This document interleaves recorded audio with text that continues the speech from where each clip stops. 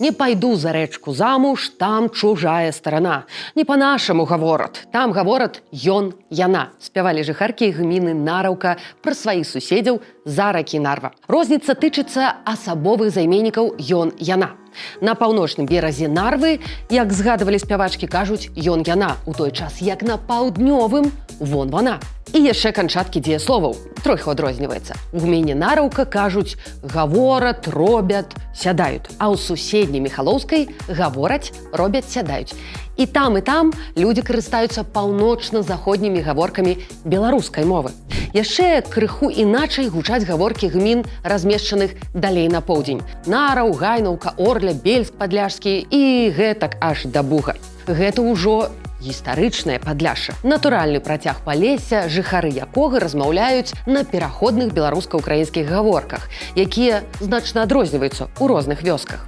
Калі хтосьці пад Гайнаўкай скажа «говоріці, ходіці, робіці», то ўжо каля Чаромхі «говорити, ходити, робити». А такое слово, як конь, можа гучаць як конь, конь і нават кінь. А кошка можа быць кошкай, куошкай і кішкай. Мясцовы слухач ужо па адным сказе можа вызначыць, адкуль паходзіць яго суразмоўца.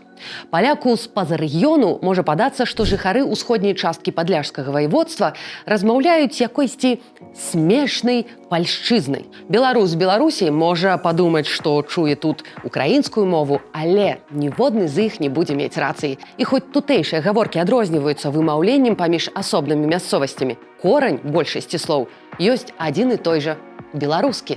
Як і граматыка і сінтаксіс сказаў. Таму жыхары Мельніка і Дамбровы Беластоцкай, калі ведаюць мову сваіх продкаў, могуць звяртацца адно да аднаго на сваіх дыялектах і не будуць мець патрэбы ў перакладчыку.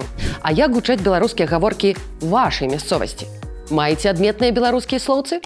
Падзяліцеся ў каментарах.